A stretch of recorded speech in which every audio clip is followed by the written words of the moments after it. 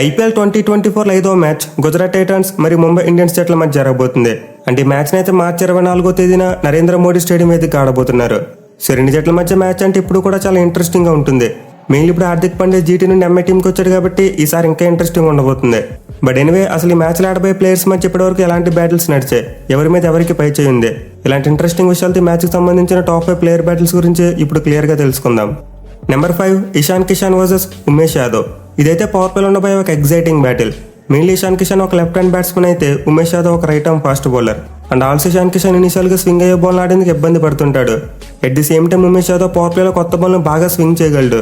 So ఇప్పటివరకు వీళ్ళిద్దరి మధ్య బ్యాటిల్ చూసుకుంటే ఉమేష్ యాదవ్దే పైచే 3 ఇన్నింగ్స్లో 12 బాల్స్ వేసి 14 పరుగులు మాత్రమే ఇచ్చాడు. అండ్ ఆల్సో ఇషాన్ కిషాన్ ఒకసారి అవుట్ కూడా చేశాడు. సో డెఫినెట్లీ మరోసారి మ్యాచ్లో మనం వీళ్ళిద్దరి మధ్య ఒక మంచి బ్యాటిల్ చూసే అవకాశం ఉంది. Number 4 David Miller versus Akash Madhwal. ఇదైతే మిడిల్ అండ్ డెత్ ఓవర్స్లో ఉండబోయే ఒక interesting battle. Mainly last year తీసుకుంటే ఆకాష్ మధ్వాల్ అద్భుతంగా బౌలింగ్ చేశాడు. పైగా అతను ఒక మ్యాచ్లో గుజరాత్ టీం మీద ఎక్కువ వికెట్లు కూడా తీశాడు. అదర్ హ్యాండ్ డేవిడ్ మిల్లర్ చూసుకుంటే కొంతవరకు స్ట్రగుల్ అవుతున్నాడు. లాస్ట్ ఇయర్ ఒక హాఫ్ సెంచరీ కూడా కొట్టలేదు. అండ్ ఆల్సో వీళ్ళిద్దరిది కూడా లెఫ్ట్ రైట్ బ్యాటిల్. అంటే డేవిడ్ మిల్లర్ ఒక లెఫ్ట్ హ్యాండ్ బ్యాట్స్మెన్ అయితే ఆకాష్ మధ్వాల్ ఒక right arm fast bowler. So ఇప్పటివరకైతే ఐపీఎల్ వీళ్ళిద్దరి మధ్య కేవలం ఒక్కసారి మాత్రమే ఫేస్ ఆఫ్ జరిగింది.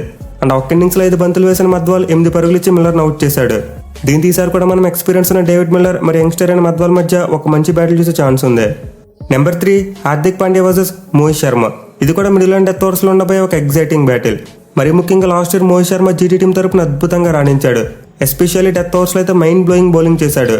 అయితే ఈసారి మ్యాచ్లో అతని ఫార్మర్ కెప్టెన్కే బౌలింగ్ చేయవలసిన పరిస్థితి ఖచ్చితంగా వస్తుంది.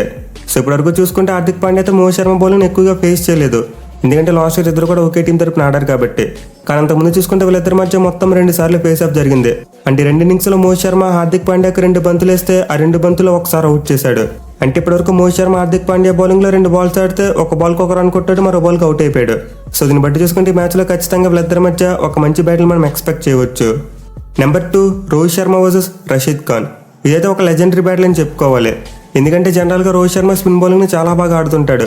బట్ రషీద్ ఖాన్ చూసుకుంటే ఇప్పటివరకు తన బౌలింగ్లో రోహిత్ శర్మని చాలా వరకు సైలెంట్గా ఉంచగలిగాడు. సో ఐపీఎల్ వీళ్ళిద్దరు తలపట్టి 6 ఇన్నింగ్స్లో 26 బాల్స్ ఆడిన రోహిత్ శర్మ 29 పరుగులు మాత్రమే చేశాడు. మోస్ట్ ఇంపార్టెంట్లీ రషీద్ ఖాన్ బౌలింగ్లో 4 టైమ్స్ అవుట్ అయిపోయాడు. సో డెఫినెట్లీ మరోసారి రషీద్ ఖాన్ ఖచ్చితంగా మన హిట్ మ్యాన్ అటాక్ చేస్తాడు. బట్ గతంతో పోల్చుకుంటే ఈసారి రోహిత్ శర్మ ఒక స్పెషలిస్ట్ బ్యాట్స్మెన్గా రాబోతున్నాడు కాబట్టి వీళ్ళిద్దరి మధ్య ఒక ఫైరీ బ్యాటిల్ ఉండొచ్చు. Number 1 Shubman Gill versus Jasprit Bumrah. ఇదైతే ఒక మ్యాచ్ డిసైడింగ్ బ్యాటిల్. ఎందుకంటే అహ్మదాబాద్ వికెట్ మీద గిల్ బ్యాటింగ్ ఏ రేంజ్లో ఉంటుందో నేను ప్రత్యేకంగా చెప్పనవసరం లేదు. మరి ముఖ్యంగా లాస్ట్ ఇయర్ ఐపీఎల్లో తను కొట్టిన రన్స్లో 70% రన్స్ ఈ గ్రౌండ్లోనే వచ్చాయి. సో ఖచ్చితంగా ముంబై టీం గిల్ను ఎంత త్వరగా అవుట్ చేస్తే అంత బెటర్. అండ్ చేయడానికి వాళ్ళ దగ్గర ఉన్న best bowling weapon Jasprit Bumrah. So Bumrah అయితే లాస్ట్ ఇయర్ ఐపీఎల్ మిస్ అయిన తర్వాత ఈసారి కంబ్యాక్ చేయబోతున్నాడు. అండ్ ఆల్సో ప్రీవియస్గా చూసుకుంటే బుమ్రాకు గిల్ మీద చాలా మంచి రికార్డ్ కనిపిస్తుంది. సో ఇప్పటివరకు ఓవరాల్గా వీళ్ళు మొత్తం 7 ఇన్నింగ్స్లో తలపడితే 22 బాల్స్ ఆడిన గిల్ 25 పరుగులు మాత్రమే చేశాడు. అండ్ ఆల్సో 7 ఇన్నింగ్స్లో బుమ్రా బౌలింగ్లో ఒకసారి అవుట్ కూడా అయ్యాడు. సో యావరేజ్ పరంగా చూసుకున్న, స్ట్రైక్ రేట్ పరంగా చూసుకున్న గిల్కి అయితే బుమ్రా మీద అంత మంచి రికార్డ్ లేదు. దీంతో మ్యాచ్ పవర్ ప్లేలో బుమ్రా ఖచ్చితంగా చాలా అటాకింగ్ బౌలింగ్ చేసే ఛాన్స్ ఉంటుంది. చూడాలి మరి గిల్ బూమ్ ఎలా కౌంటర్ చేస్తాడనేది. సో ఇవి గైస్ జీటీ మరియు ముంబై జట్ల మధ్య జరగబోయే మ్యాచ్లో ఉన్న టాప్ 5 ఇంట్రెస్టింగ్ బ్యాటిల్స్. మరి వీటిలో మీరు ఏ బ్యాటిల్ కోసం మోస్ట్ ఎక్సైటింగ్గా వెయిట్ చేస్తున్నారు కింద కామెంట్ చేయండి. Thank you for watching. Have a nice day.